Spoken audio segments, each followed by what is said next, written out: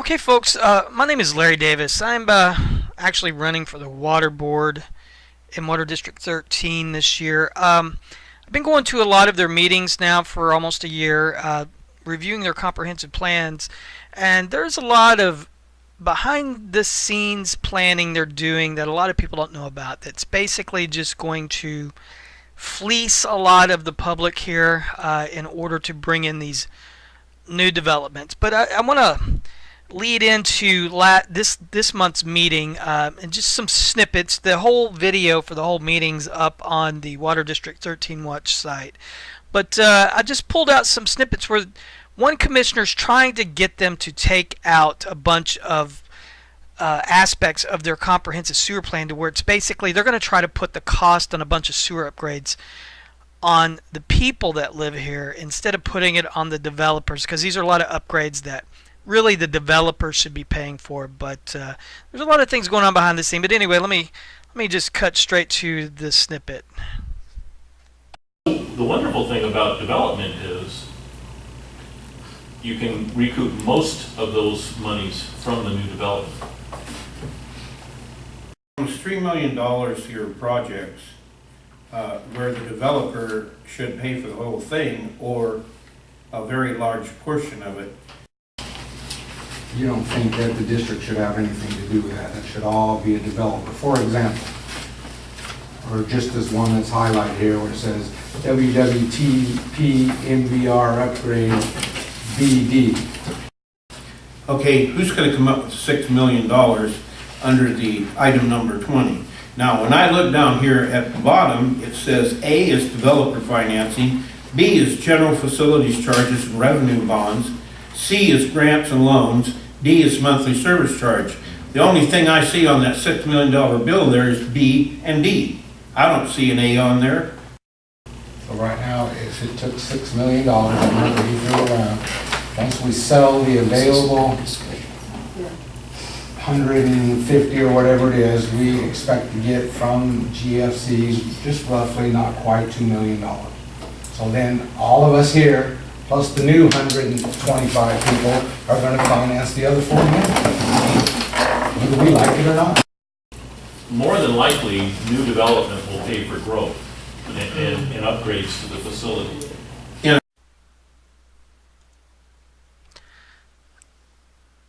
Okay, folks, you just heard this one segment of the August 2015 Water Board meeting, and basically this little meme that they're going with in this meeting is that growth will pay for growth. And what they're talking about here is these new developments.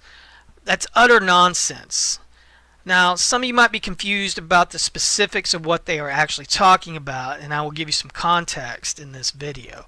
Basically, what is going on is this is part of the county's urban growth area crowd trying to push all these new developments down all of our throats.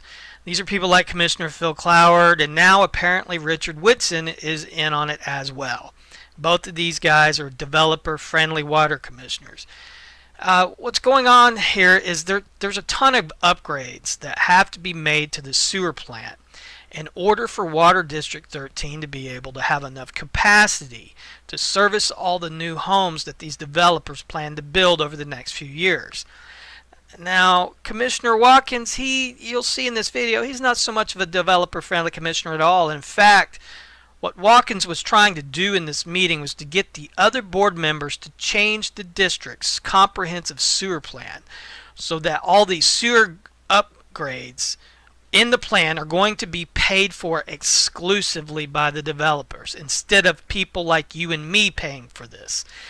Also notice how they tried to spin this in the meeting, that the growth will pay for growth. In other words, they're trying to say the developments will not affect our rates, that these new residential developments will pay for themselves and the necessary upgrades. I'm going to tell you right now, this is pure nonsense. It's pure spin, and they're hoping the general public will not catch on to this until it's too late. And I'm going to show you some things in their own comprehensive plan that shows that they're just basically lying to all of us. Now, here is the comprehensive plan.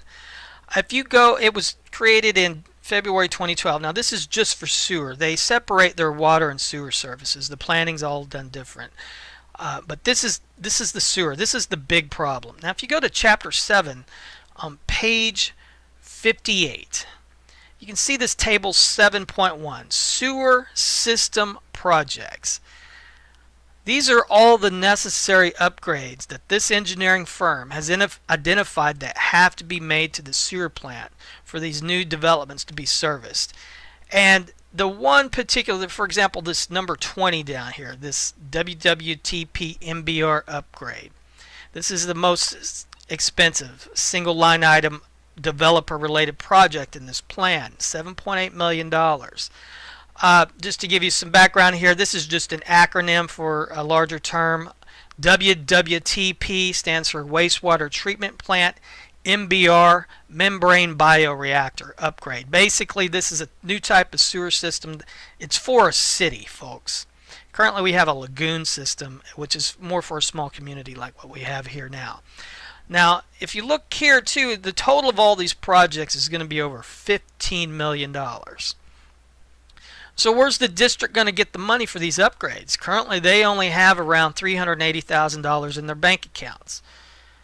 So where are they going to get the rest of the money? Well, they plan to borrow the money and then get people like you and me to pay for it. And scrolling down further to like this table 7.2. For example, this MBR upgrade again. It shows you each of those projects from table 7.1 and how they plan to fund them. And it gives the year where they, how much they expect to spend in each year on each one of these projects. Now, as early as the year 2020, they plan to construct this MBR upgrade. And notice here the amount of money they plan to pay back from loans, which is in table 7.3. They expect to borrow the money to do this through like revenue bonds. And starting after they build the wastewater treatment plant is completed in 2020, look at how much they expect to be paying back in loans every year. It's almost $700,000 a year in loan payments. Now, what you need to look at here too is the cost per connection per year. This is how much cost the water district incurs to actually provide all of us the sewer service. If you look here around this time frame for O&M only, and then O&M with debt service, they don't have any current debt. They won't until they complete this project. So how much do they plan to borrow? Well, if you remember back from table 7.1, the total dollar amount on total project cost was going to be around $15.5 million. If you look at other parts of the plan, and then especially here in table 7.3, you'll notice that they expect to be paying back roughly $700,000 per year for the loan payments. And that's basically around $10 million that they're planning on borrowing. You can go to like an amortization calculator, put in what's going to be the annual, if you have an annual payment of $695,000 for a 20-year term at 3.5% interest rate, that is essentially a $10 million loan. Okay. Now, where am I getting the numbers for that? 3.5% interest, 20-year notes. This is right here in their own comprehensive plan. So they're essentially planning on borrowing $10 million out of the $15 million. And you can read other parts of the plan. You'll see roughly $5 million is the developer is going to basically construct their portions, and it's roughly going to be $5 million. But the bulk of the project costs are going to be borne by us. And it's going to cause our rates to go up drastically. And you can look at that here in their own comprehensive plan down here on table 7.4. Wastewater treatment plant completed by 2020, and you can see year over year how they expect to increase the monthly service charges for sewer. Now this is sewer only. Remember, I was saying at the beginning of this video, water is different. There's going to be other rate hikes for that as well. Their water comprehensive plan is a completely separate planning document. This is only sewer. But you can see here, this idea that they're saying in this last meeting, growth will pay for growth. Even their own comprehensive plan is saying your rates are going to go up every year, year over year. But folks, it's even worse than that. I think this planning document's a little bit optimistic. I think your rates, we have a very real possibility if they do this, if they get away with doing this and trying to upgrade this sewer plant for these developers, there's a very good possibility your rates will go up even more than what they're showing in this planning document. And let me show you how I can give you an idea of how that's possible. Now, in Table 7.3, this is wastewater treatment plant completed by 2020, and it shows their cost, what it costs for them in the water and the sewer district, what it costs for them to provide sewer service to us, the customers. Now, for example, in column 2017, for that year, they don't expect any debt. They're not planning on having any debt until 2020, where they borrow for the MBR upgrade. But look at this. If you add up their O&M cost, their general maintenance cost, and their repair and replacement cost, that gives you their total cost here, $266,600 for the year 2017. Now divide that number by 492 connections. That's how many connections they expect to be servicing by 2017. So 266,632, divide that by 492 connections, or 492 homes. That is an annual cost per connection of $542, which you can see that's basically what they show down here. So that's how you can get an idea of what they have to set the base rate at per home in order to cover their cost. Now, here's what you need to pay attention to. After they borrow the money to do these upgrades to the sewer plant, look at their debt. This is how much they're going to have to pay back year over year after they borrow that money. And so now look at what their costs are. Now this is cost per connection per year. Divide these numbers. Now, for example, 542. Divide 542 by 12, and that will give you how much it costs per connection per month to give service to people here, sewer service. And it's $45. Well, they charge $52 a month. And that's understandable. They're going to want to charge a little bit more than their actual cost to provide the sewer service, because they want to put some money in the bank for unexpected contingencies and things like that. But here's where the problem starts. After they construct the MBR upgrade and these other upgrades for these new developments, look at what their connection cost per connection per year it goes up to, starting in 1984. That's per year. Now divide that by 12. That's cost per connection per month. In other words, if they had no other source of income except monthly service charges, your sewer bill could go up to $165 per month after they borrow all this money. Let me repeat that again so it really sinks in to what's going on here. Now, this is worst case scenario. This is only if they have revenue from monthly service charges. $165 per connection per month. In other words, that's what they'd have to charge everybody per month to cover their cost, their O&M cost, and paying back the loan. Now, they show, for example, now this is year 2022, I'm bringing this up. Now, if you look down here in table 7.4, you'll notice, well, they're only going to charge $83 per month for each connection. Now, the reason why is because they expect to get year-over-year growth of new homes being built.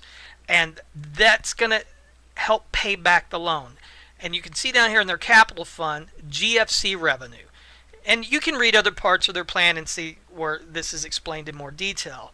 But I like this table because it really puts everything in one spot to where you can look at it. A GFC is what's called a general facilities charge.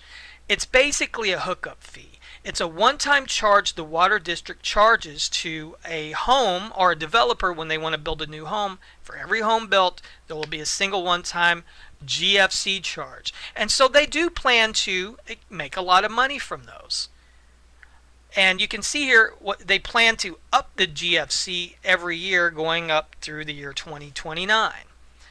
Now, I have looked at some of their internal documents as well. Some of the developers and some of the realtors have been balking at this. They want them to lower this, and rightly so. The developers and other people wanting to build homes in here don't want to pay $17,500 or more for a hookup fee. But that's what's going to allow them to not raise rates as high as this $165 a month. They will get enough other money, hopefully, from GFCs. But that presents an even larger problem. Now, let's think hypothetically here. Let me back up a second here. So, for example, in the year 2022, they say, well, they're going to expect $284,000 in GFC revenue. Now, they say here they're going to charge $17,500 per GFC, so they're expecting, so for that year 2022, they're expecting 16 new homes to be built and hooked up to the sewer service. Now, folks, what do you think is going to happen if, say, there's another real estate crash, or their projections are just off and not as good as what they're showing here? And these projections that they're using are county projections for growth, and they're some of the most optimistic for growth. If they don't get these kind of growth projections, GFC revenues will drop, and they'll have to raise monthly service charges to compensate. So that $165 per month that I was talking about earlier, by taking this $1,984 and divided by 12, that $165, that's worst case scenario. If there is in the future, if they borrow this money to upgrade this sewer plant so these new developers can come in, and that they're going to be paying back those loans for 20 years. If anywhere within that 20-year period there is another real estate crash and GFC revenue goes down, they're going to have to raise these rates that they show here even higher, and they could go as high as this. Now, am I being, some people might say, well, that's a possibility. I say it's very likely.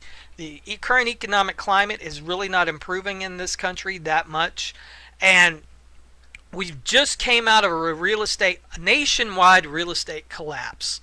Let's call it what it is, folks. It was a collapse in the real estate market in 2008. Now, here's something else everybody should consider. This already happened once within Peaceful Valley. Bill Eisenhart built this sewer plant back in the 70s through borrowing. He didn't front them. I'd take that back. I don't know how much money he might have put into the construction of the water and sewer plant back in the 70s, but they definitely did some borrowing. They borrowed money to build a lot of that plant.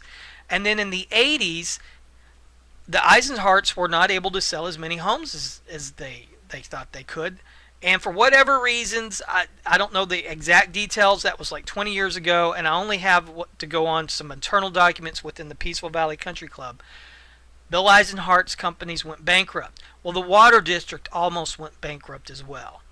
The water district ended up getting ownership of the golf course from a tax sale, and then the water district sold the golf course, and a lot of that money went to pay back the bondholders, the people that they loaned money or borrowed money from. The water district borrowed money to build that plant. So this isn't outlandish. This could very well happen. It's happened in the past within this very community. That's the problem with public debt, folks. They have these pie in the sky projections, and they may think they're going to get all this growth, and they'll borrow millions of dollars to do these infrastructure upgrades. You'll get these developers profiting millions of dollars.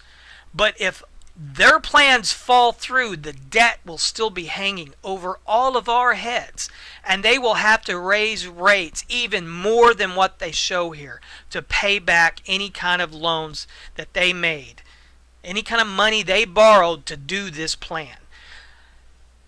People really need to pay attention to what's going on within the Water District and the Peaceful Valley Country Club Board. Now I'll show you, these developers cannot be trusted, and several water commissioners cannot be trusted, and people on the Peaceful Valley Board cannot be trusted because they're colluding with the developers, and there's other things they're hiding from the public. And I will make that for another video at another time. But people really need, this is the main reason why I'm running for office in Water District 13.